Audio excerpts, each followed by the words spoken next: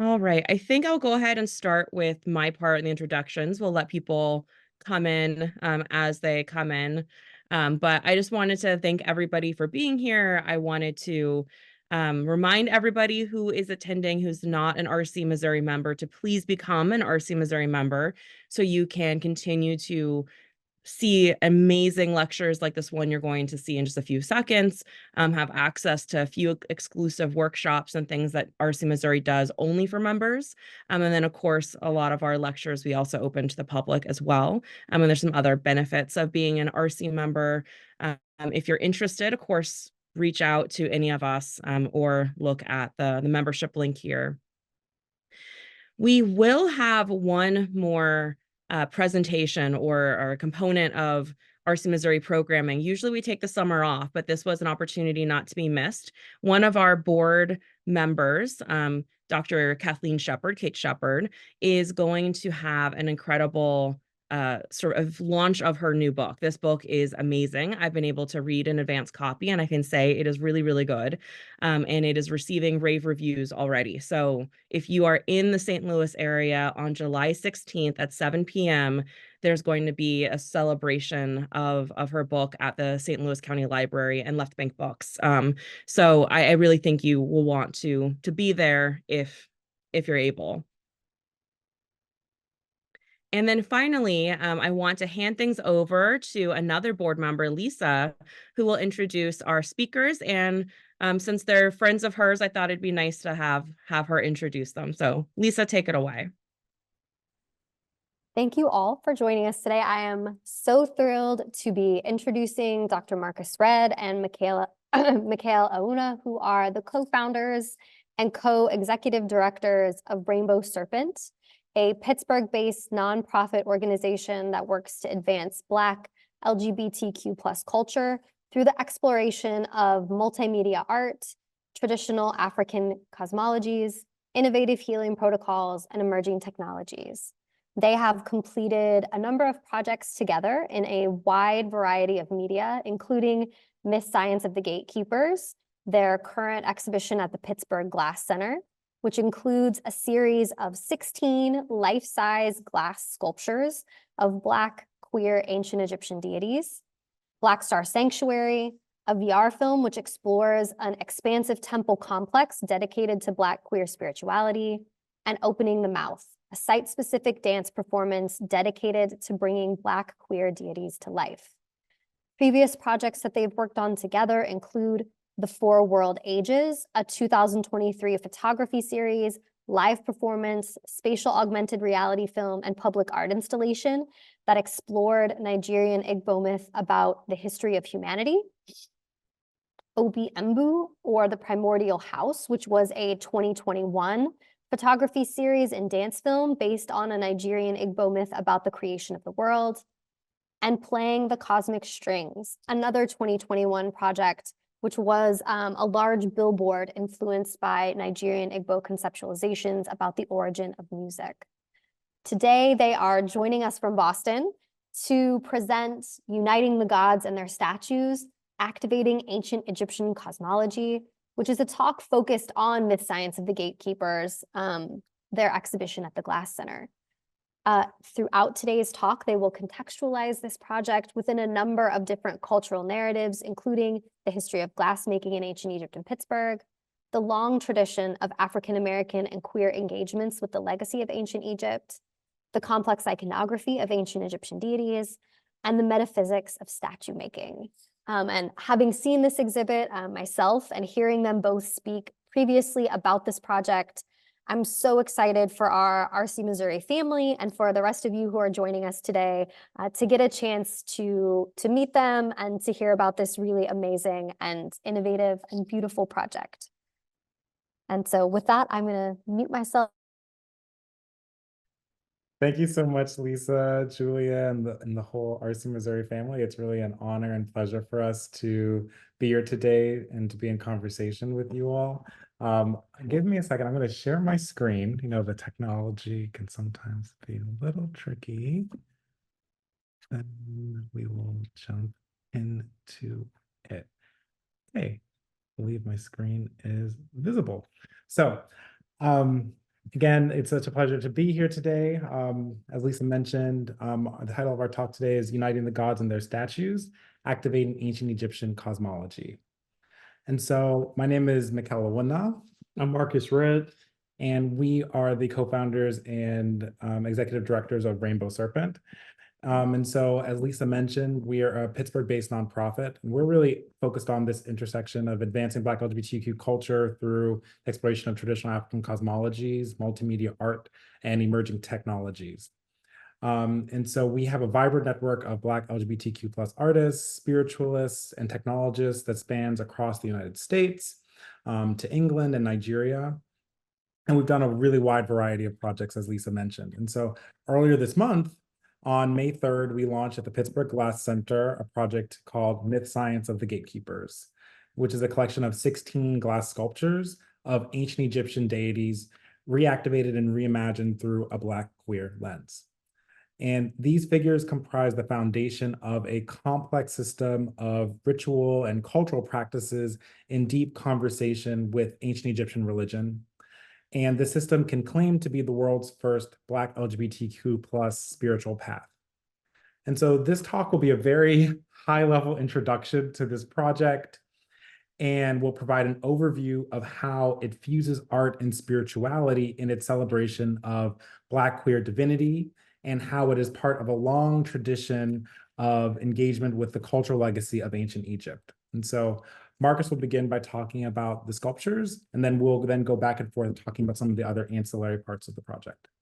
Perfect. All right. Thank you, Mikael, for passing it over. So I'll just begin by discussing the terms of the title, just so we understand a little bit about the aim of the project and what it means and hopes to do.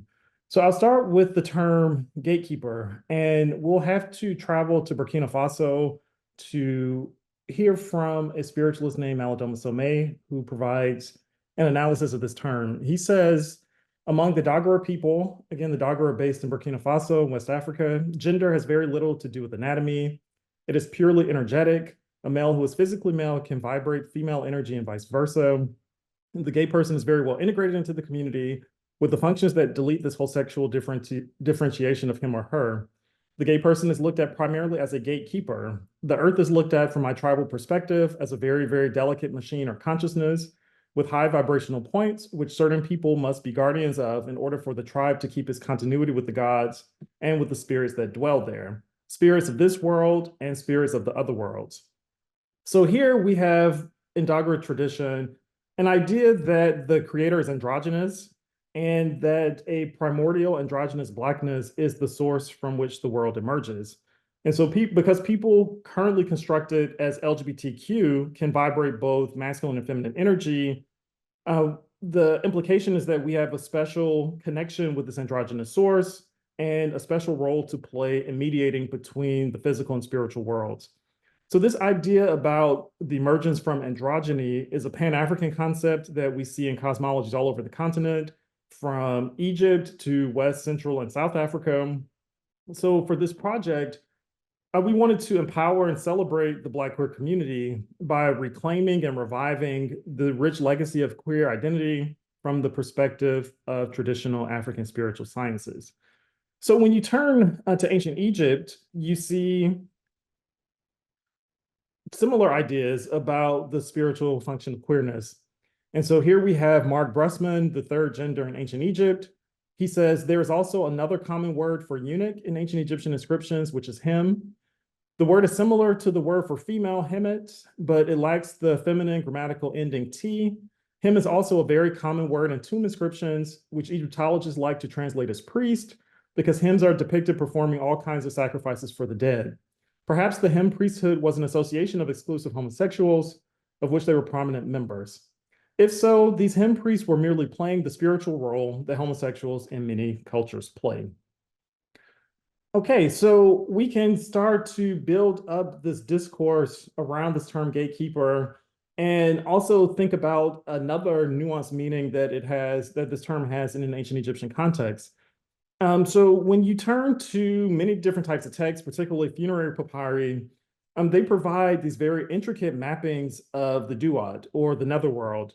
This is a perilous landscape filled with various gates that must be traversed by the sun god during the hours of night and by the deceased. And so each gate here is guarded by a gatekeeper deity who only allows passage to those who know the proper incantation.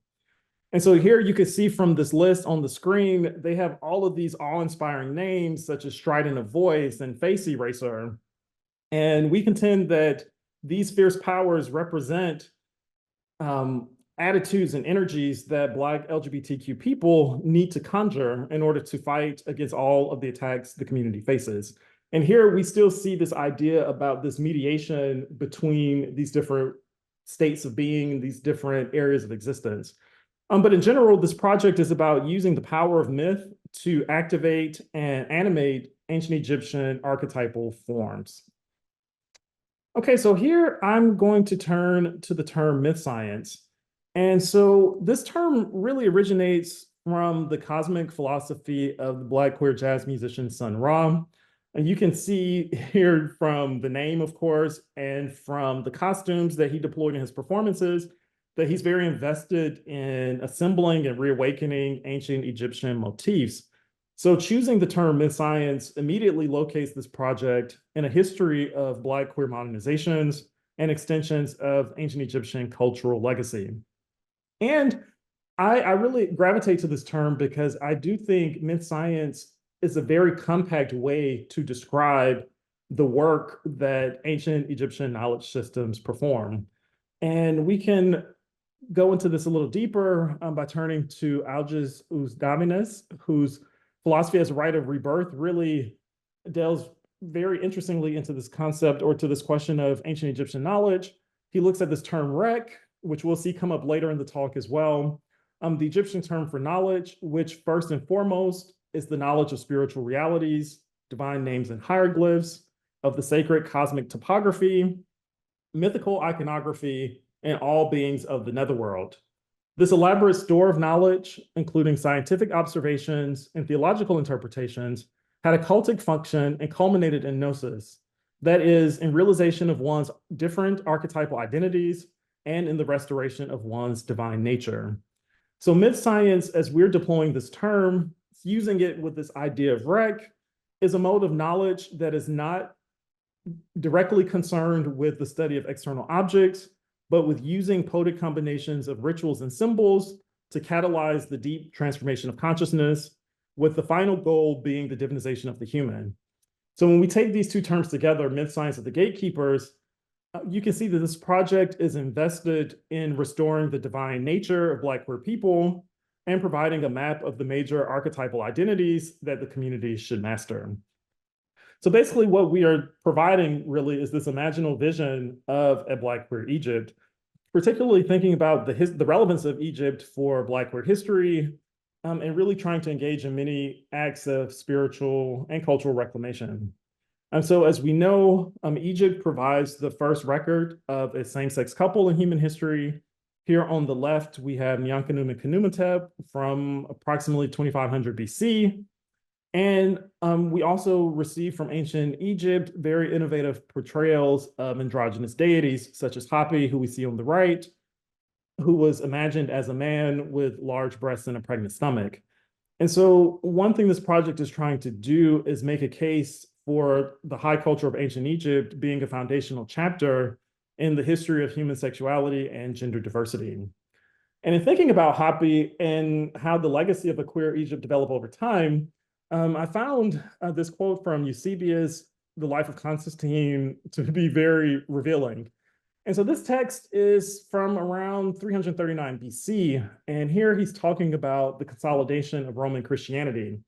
And so he says, consistently with this zeal, he issued successive laws and ordinances forbidding any to offer sacrifice to idols, to consult diviners, to erect images.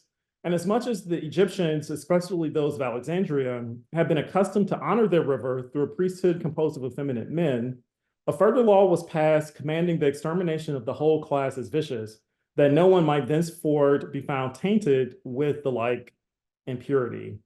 So we're seeing our project in conversation with this history, as an attempt to erect images or statues in defiance of these kinds of laws and ordinances, as an attempt to revive images of Hapi, the androgynous personification of the Nile River, thinking about the importance of ancient Egyptian for effeminate or LGBTQ people.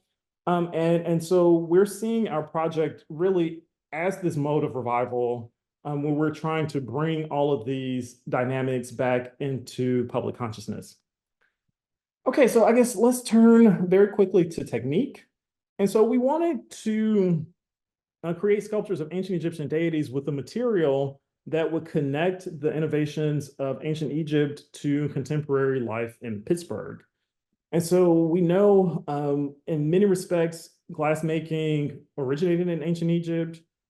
Sophisticated glass production began there in the second half of the 16th century BCE. The earliest glass factories in the world are found in Amarna and Malkata. Here on the left, we have an image of Paul Nicholson reconstructing an ancient Egyptian glass furnace. And on the right, we have an image of a vessel from the Toledo Museum of Art, which is about 4 hours away from Pittsburgh, where we went to actually study ancient Egyptian glassmaking patterns. And you'll see how we reproduced some of these techniques in the work that we'll present today. Okay, so this project is also very much involved or also in conversation with the history of glassmaking in Pittsburgh.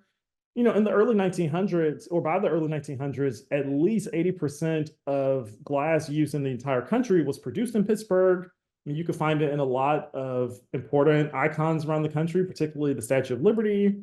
And so the industry began in 1795 when James O'Hara opened the Pittsburgh Glass Works. And there's an interesting personal connection here because I live in O'Hara Township, O'Hara being a small suburb a little bit north of Pittsburgh proper. And so as I was doing research about O'Hara and the history of glass in Pittsburgh, I discovered that O'Hara was a slave owner, and a woman that he purchased was ironically named Comfort. And so thinking about this local history of slavery, of the connection between slavery and glassmaking, was something that really was a thread that was woven through the entire part of the project. And we'll see this connection come up again when we talk about the opening the mouth performance a little bit later. But in general, we were hoping to mythically transfigure these local connections between glassmaking and slavery by returning to create out of glass images of Black divinity. Okay, so the statues have two components. So we have busts that were made using a lost wax casting process, really the same kind of process that you find in New Kingdom glassmaking. So we used a certain kind of alginate material you can see here on the left to cover a model's chest and face. And then we put plaster over it. And then from there, we derived a wax mold that we were then able to carve interesting hairstyles. And we really were interested in thinking about a wide range of ancient and modern Black hairstyles for the sculptures. And we can even think about this kind of process as an initiation process of sorts. I mean, when you see how the entire face and upper body are covered, I mean, it really gives you an image of mummification and thinking about how the body is transformed into these deity figures. So once we finished carving the wax form, we would put another plaster mold around it. And you can see on the left, me then pouring bits of crushed glass into the mold. And then on the right, you can see me in the hot shop, and the crowns or headpieces that you'll see on the pieces were created using traditional glass blowing and hot sculpting techniques. Okay, so now we'll just introduce the deities themselves very quickly. And I love this quote from Ron Nefer Amen. He says, "The Neteru are the shaping factors of all physical structures and events. They underlie, direct, and integrate all physical realities, from the subtlest subelectronic forces to the most complex of galaxies to the organ systems making up the physical body." And so here, I really love this definition because, you know, we all know the word neter and neteru is usually translated as gods. But here, this definition is asking us to look at them as these forces or principles of nature that manifest simultaneously on a number of different levels: cosmological, psychological, astrological, sociological, etc. And so I think here you really are getting a good emphasis on this idea of myth science and the complexity of ancient Egyptian approaches to knowledge.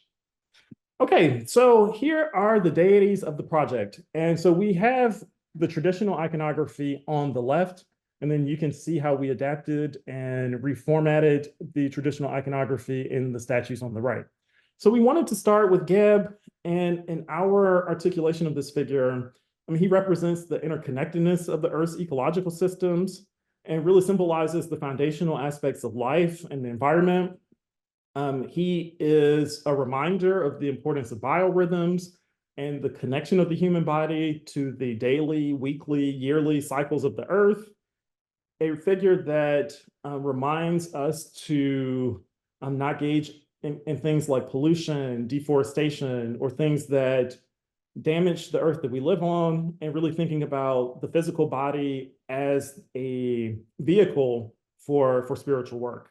And as I was saying before, you can see the different types of approaches to hair, and each deity had a specific color combination that was associated with them.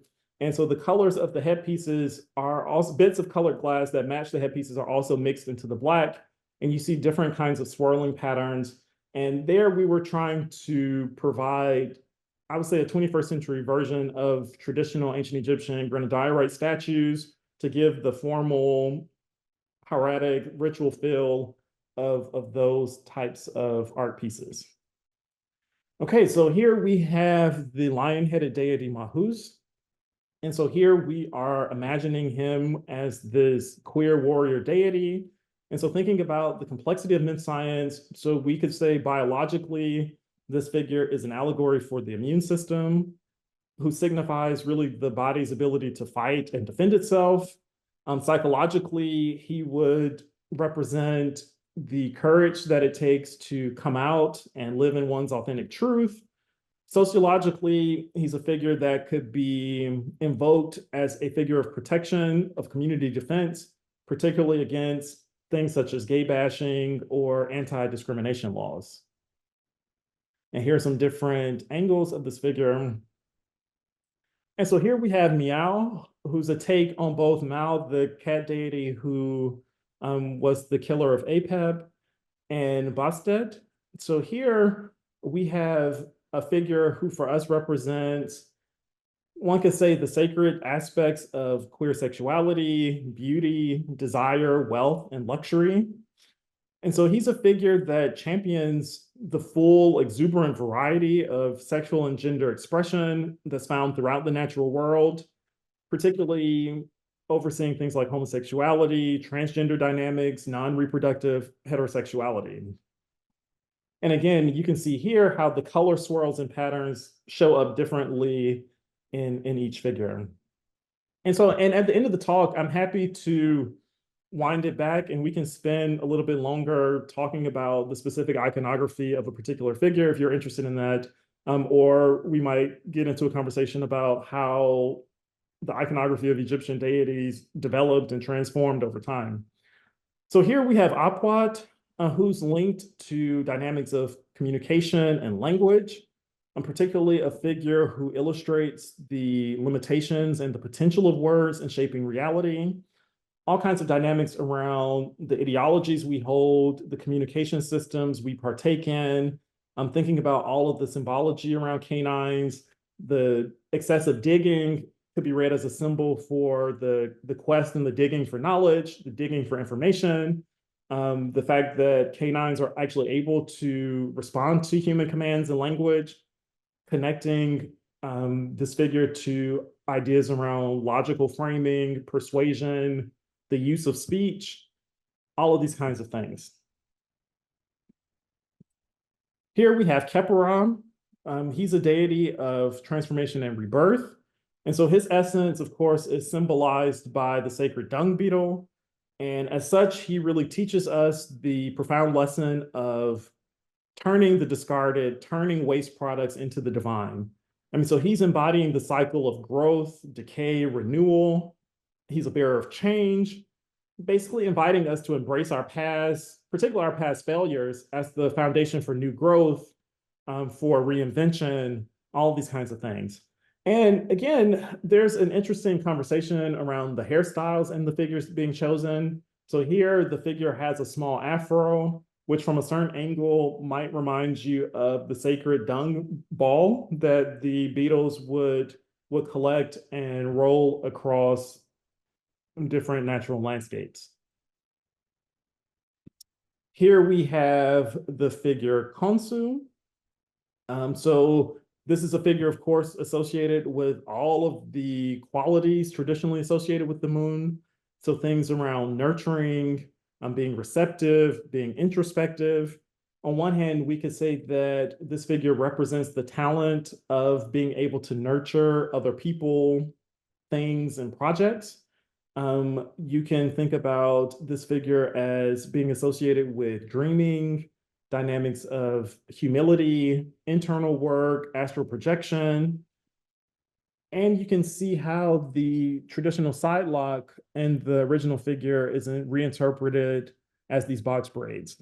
And we were really excited to, I don't think we knew when we started the project that hair would be such an important part of it, but this project is really the first time that many of these styles have been sculpted in glass.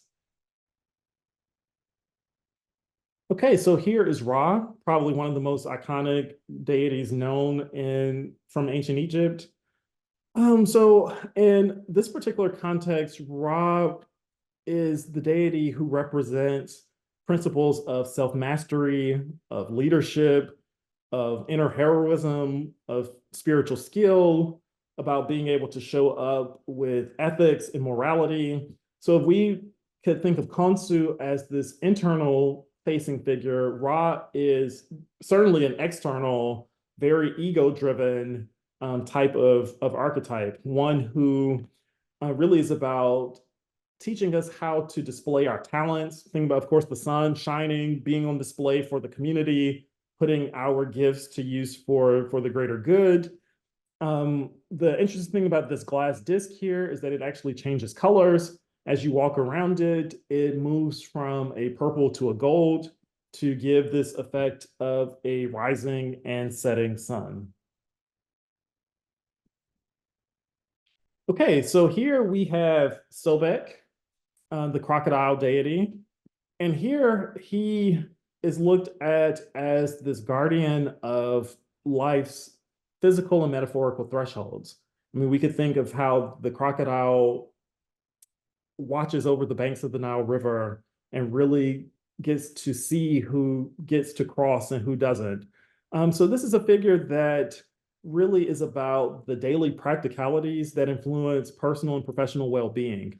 Again, thinking through myth science, so thinking about the symbolic attributes of crocodiles. So on one hand, they have a very hyperactive immune system that keeps them, even though they're eating rotting flesh, from getting sick with bacteria and other diseases.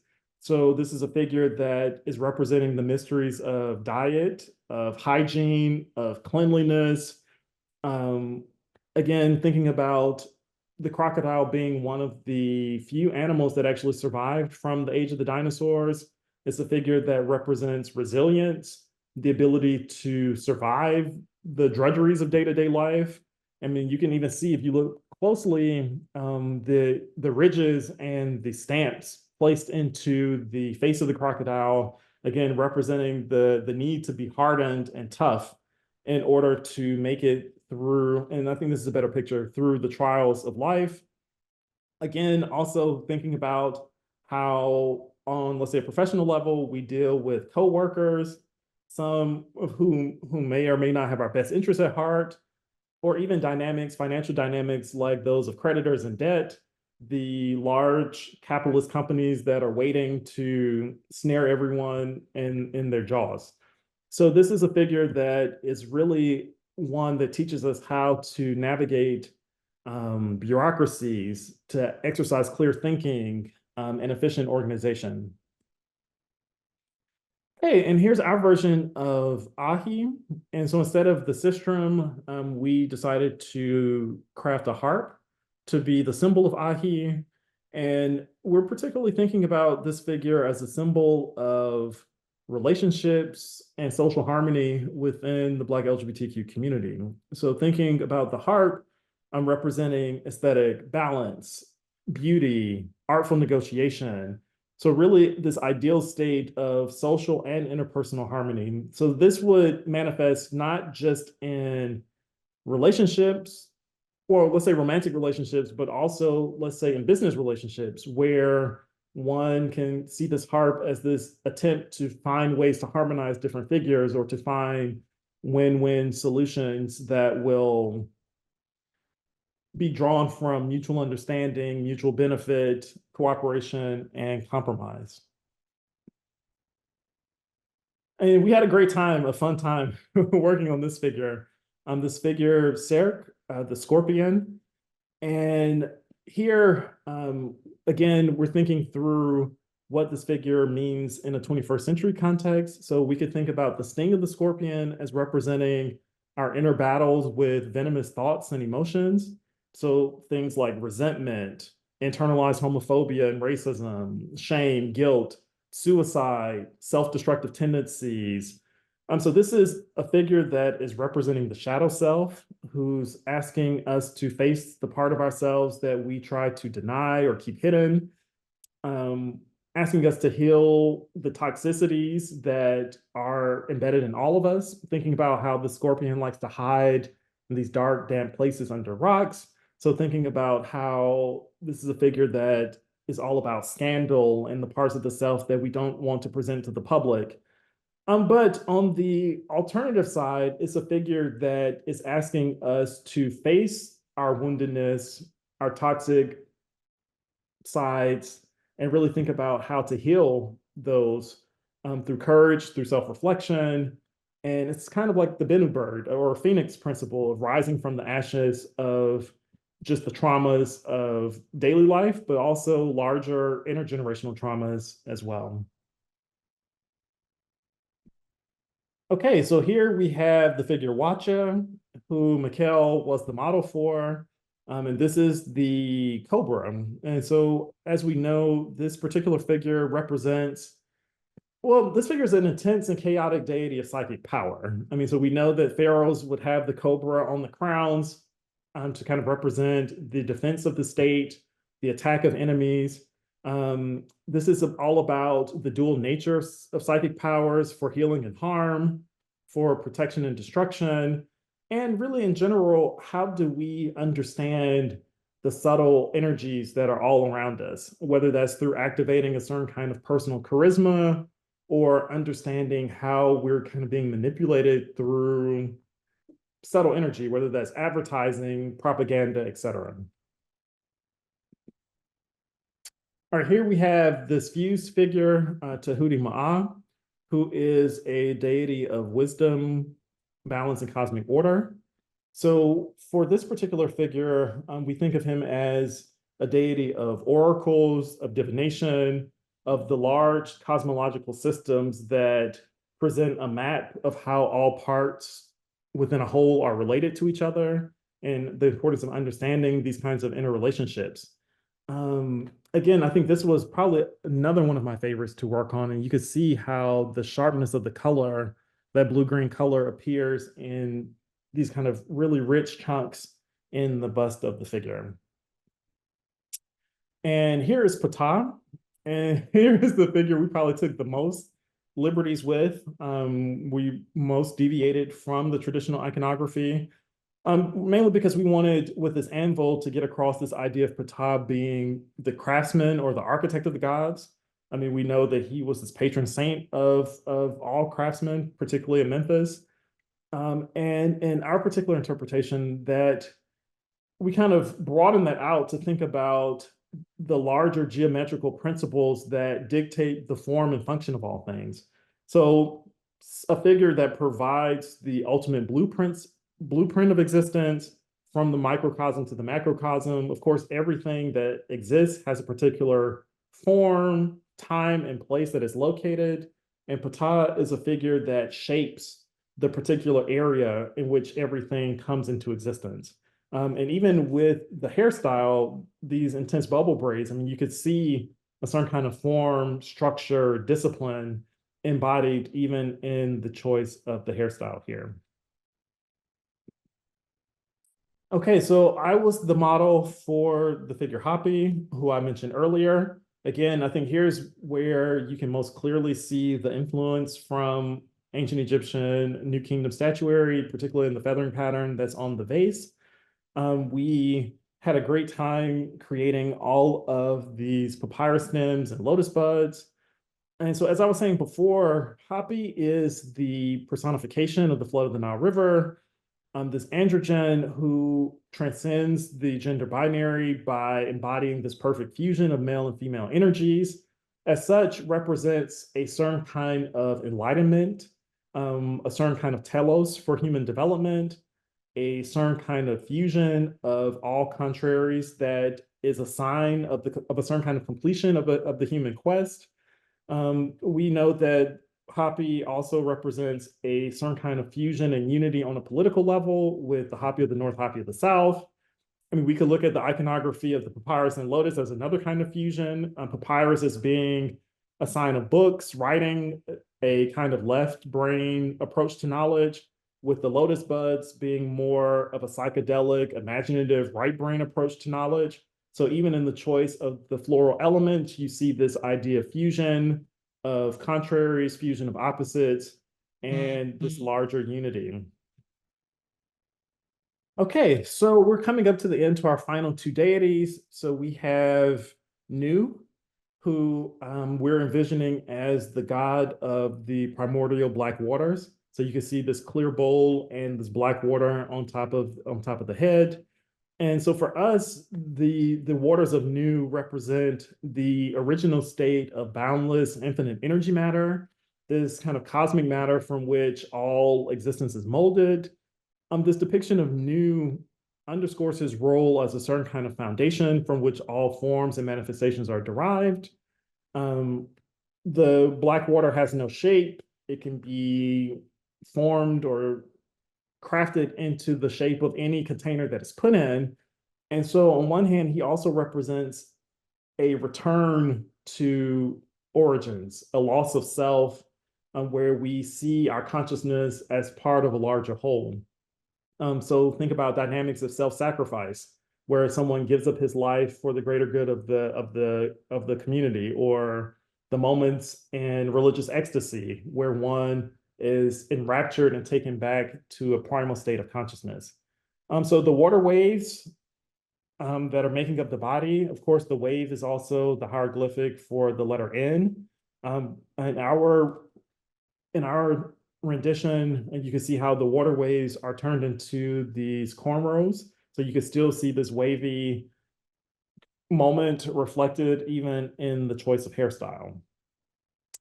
Okay, so our final one is Amun. And so we have now taken a journey from the most material of the deities, Geb, the deity of the earth, to Amun, who is the most abstract and elevated of the deities. And so Amun here, we have feathers, but no bird. So it represents pure flight or pure consciousness. So this idea, we know Amun's name means the hidden one. So this idea of the hidden observer, the unseen seer, the watcher consciousness that existed before creation, that silently watches and sees all things, all of creation. The force that's not observable, but observes all manifest forms. And here you can also see how we took the traditional crown of Amun and transformed it or modernized it with this high top fade. So just in general, we can think about Mid-Science of the Gatekeepers as a real project of historical reverence and artistic innovation. And so that's pretty much the sculptures, but we also want to give you a quick look at some of the other projects that we unveiled at the premiere earlier this month. And one of these projects is called Opening the Mouth, a site-specific live performance where we brought the models to engage with their statues, and we had a series of dancers that we worked with as well. Of course, this is built on the ancient Egyptian opening the mouth ceremony, which was done with the aim of animating statues, giving them agency in the world. And we know there are narratives about statues that could get up and walk around temples or that could fly from place to place. And of course, the opening of the mouth was a ritual that was also done on the deceased in order to give them life in the afterworld.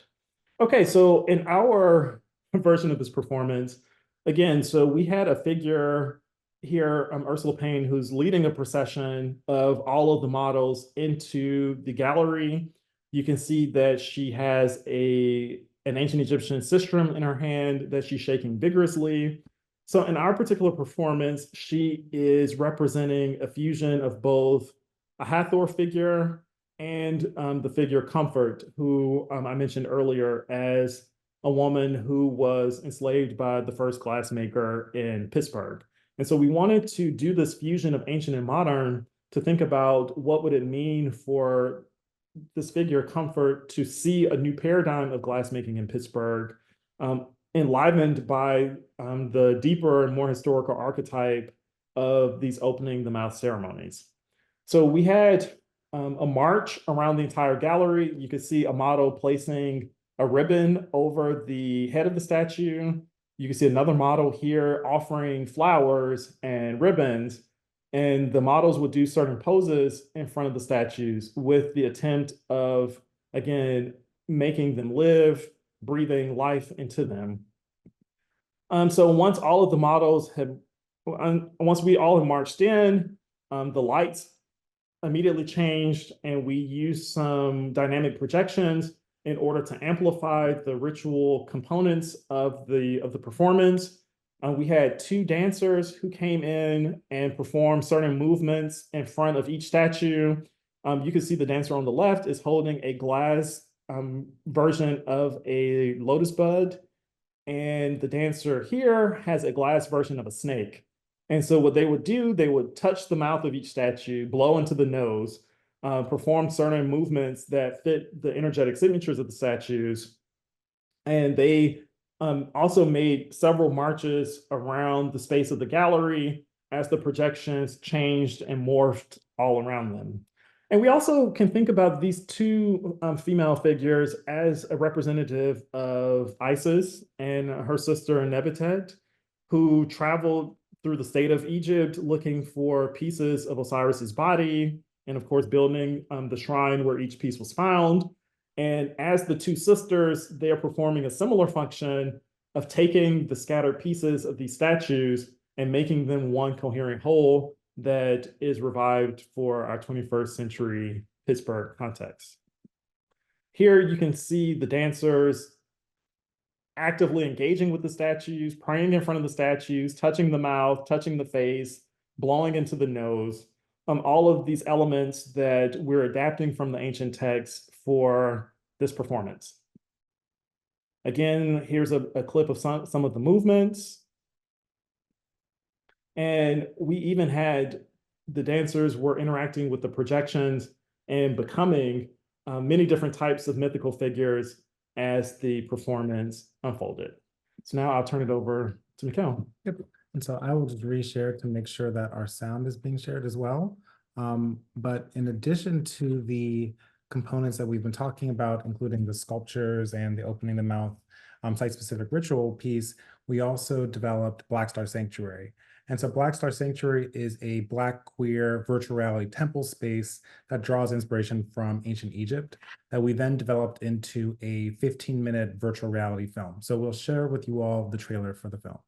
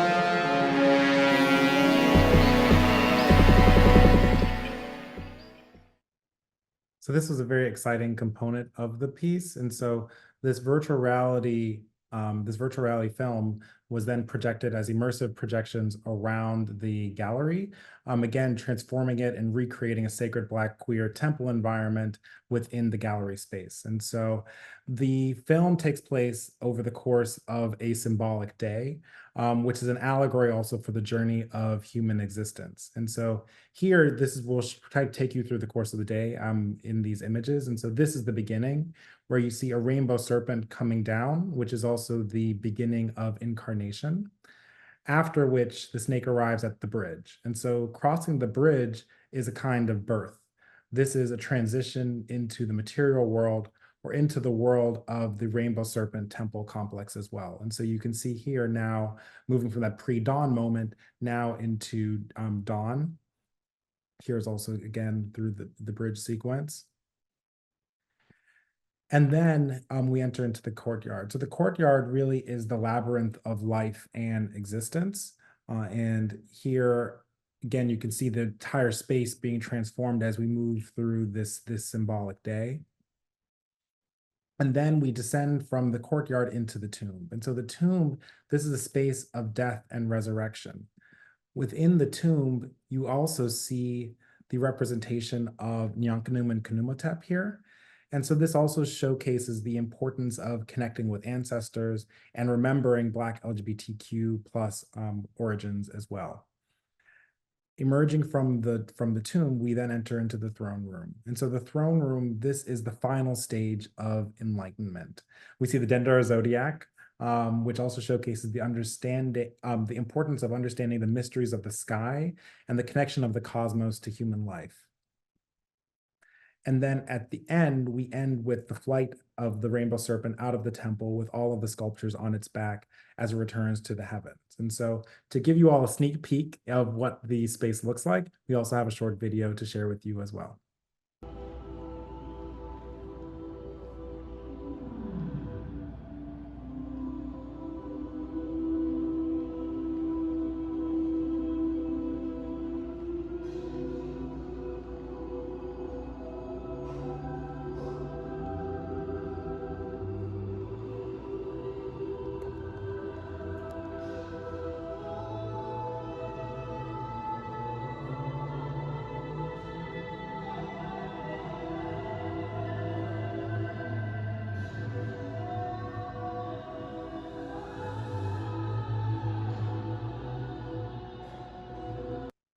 So that's just a quick sneak peek of what the entire 16-minute experience looks like. The film is on loop in the gallery space in the afternoon. So if you all are able to come to Pittsburgh through July 28th, you'll be able to see the entire experience. But this is a little preview of that. So also there are many other extensions of the work that we also debuted on May 3rd. And so this includes Sovereign, which is a series of visual images by Granville Carroll, who's a visual artist who is contributing to the expansion of the iconography around these figures. And so this is his image, Dark Waters, which is reinterpreting the image of Sobek. And so Granville is using the superimposition of digital images and advanced digital manipulation techniques to create these collages that you see here. So for example, this is his piece, Intrinsic Domain, in conversation with Ra. And the last one, Intrinsic Formation. And so this is an ongoing developing body of work, which will be unveiled over the course of the coming year with these first three pieces that they premiered in May, earlier this month. Perfect.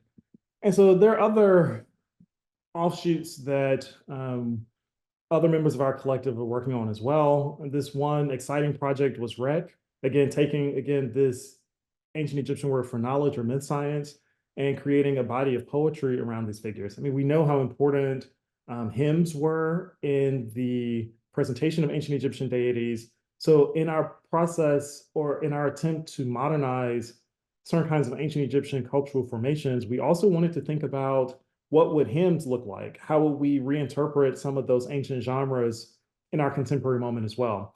And so at the premiere, Dante read 3 of the poems from the work in progress, and that will be a book that should come out in the next 1.5 to 2 years.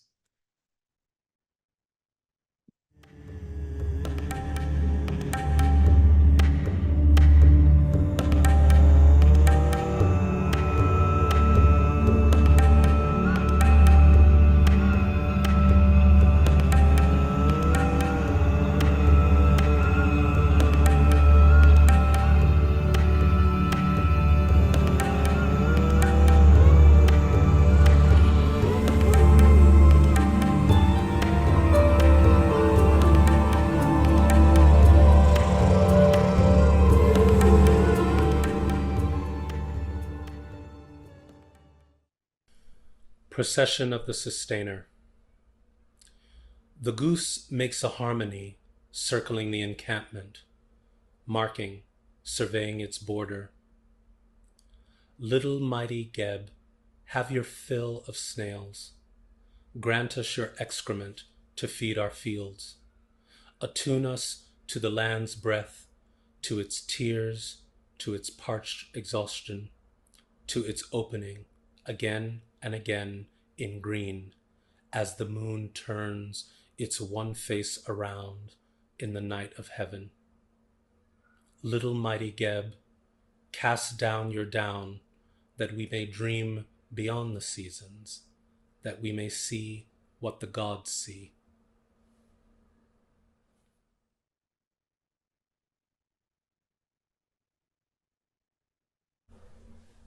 Song of Order. He walked the sea of dunes and tamed the sands. One eye a brain, the other eye a heart, but single vision, a seed of peace. Praise him, lovers, standing back to back. You see the same horizon, you breathe with unity. Ahi walked the sea of dunes and tames the sands. One hand holds the key of life, the other his indelible harp. Strum once, all chatter ceases. Strum twice, and silence reigns. Strum thrice, the noble houses all embrace their nobler selves.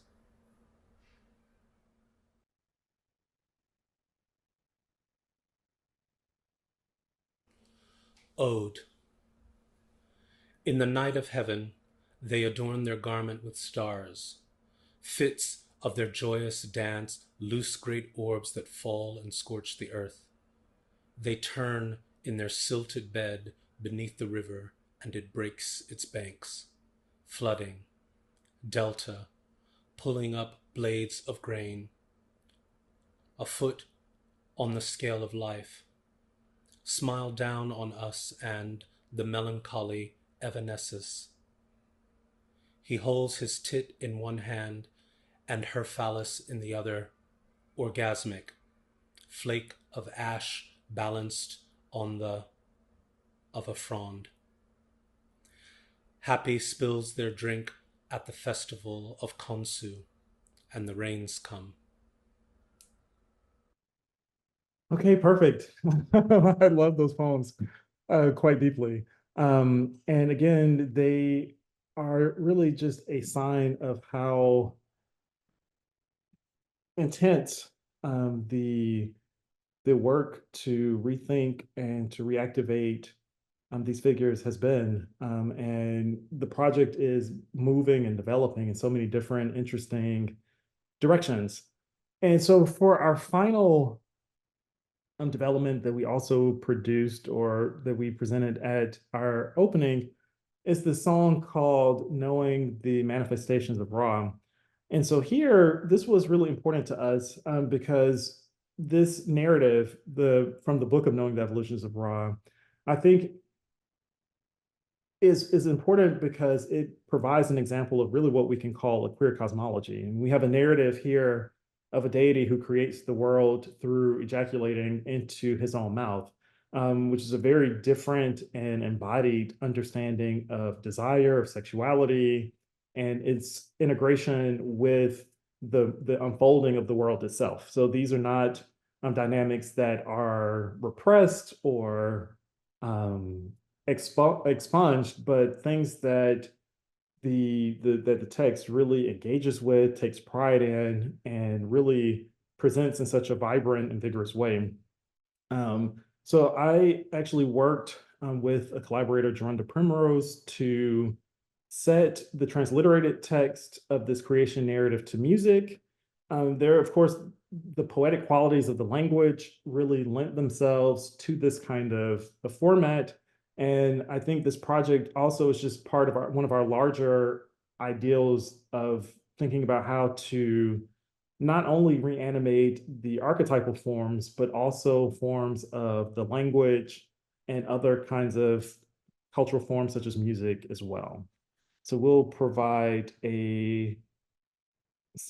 just a sneak peek of how that performance went.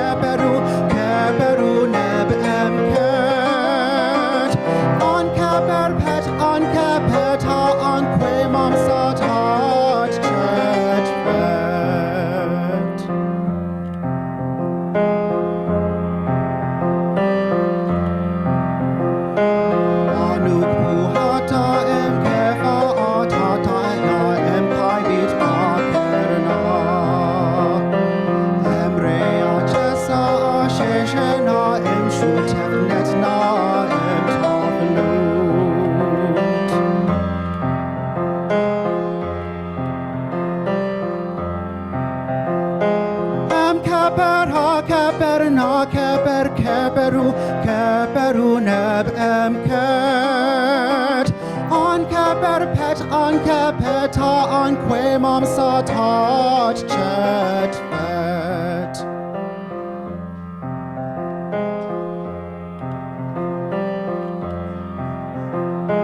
Mesu anshu taf nut hena nut sep nut asar herkent an ma aset asnebet im katwe im sawe amsen.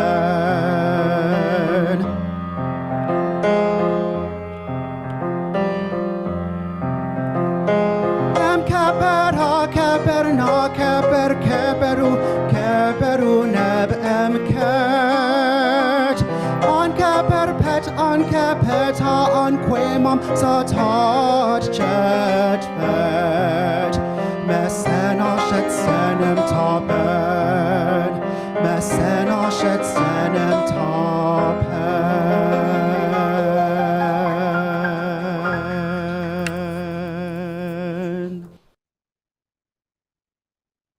Okay.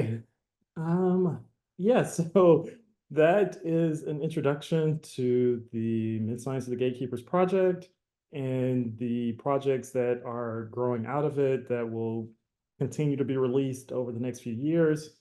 And hopefully you all enjoyed this quick look at the universe that we're building, and we look forward to taking any questions you might have.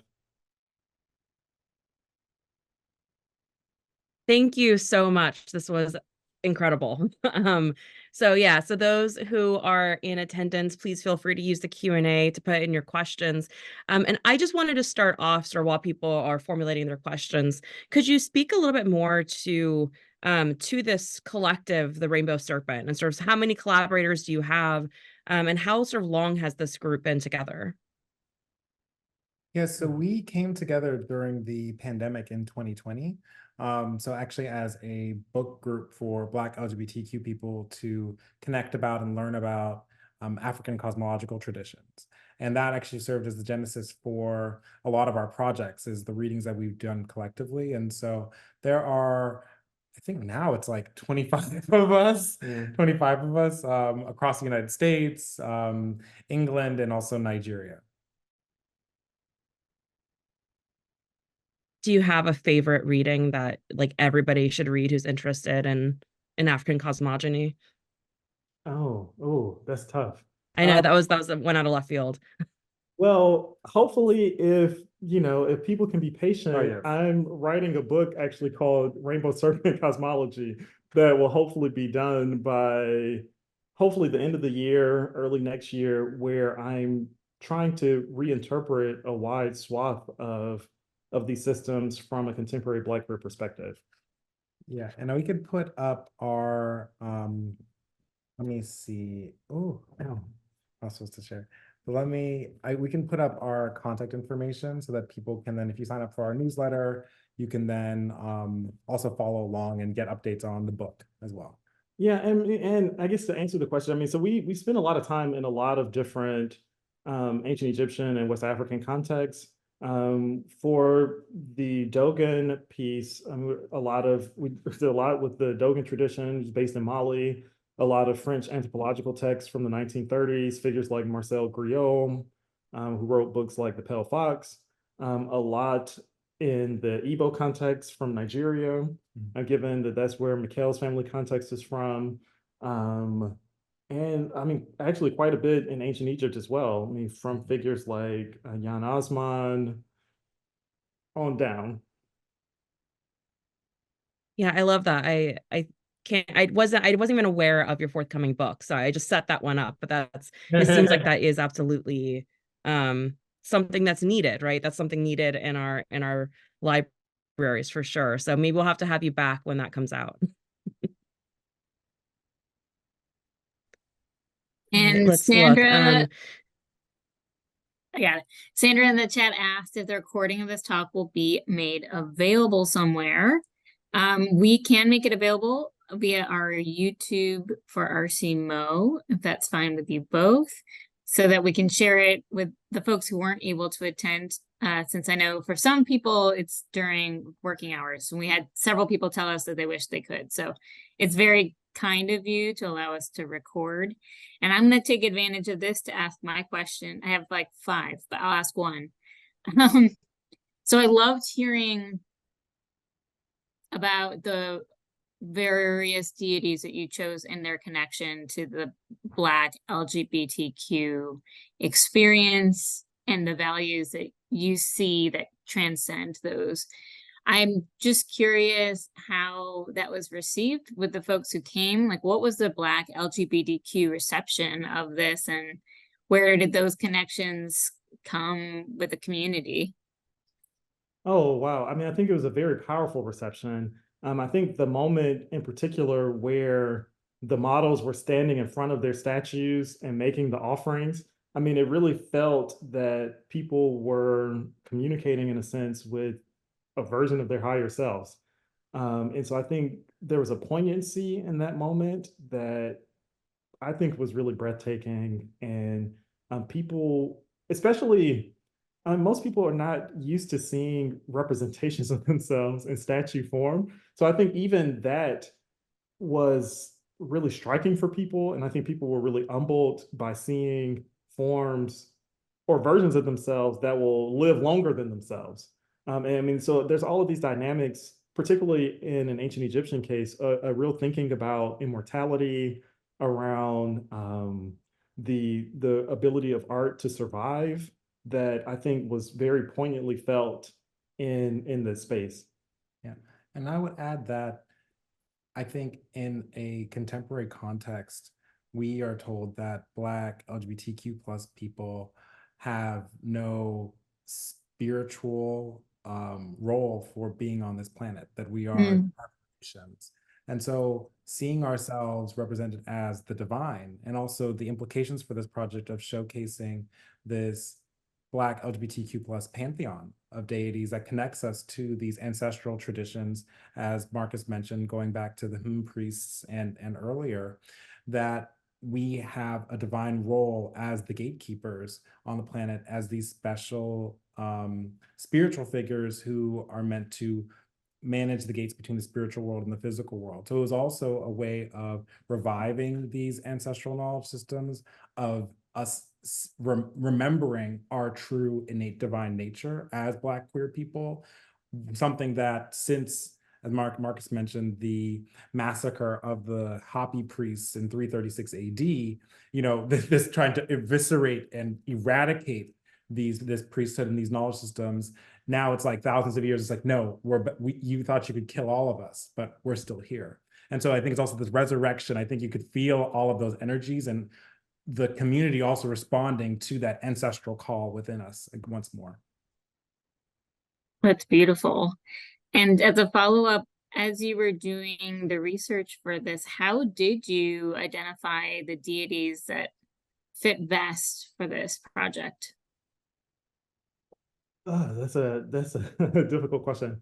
So I think I would say,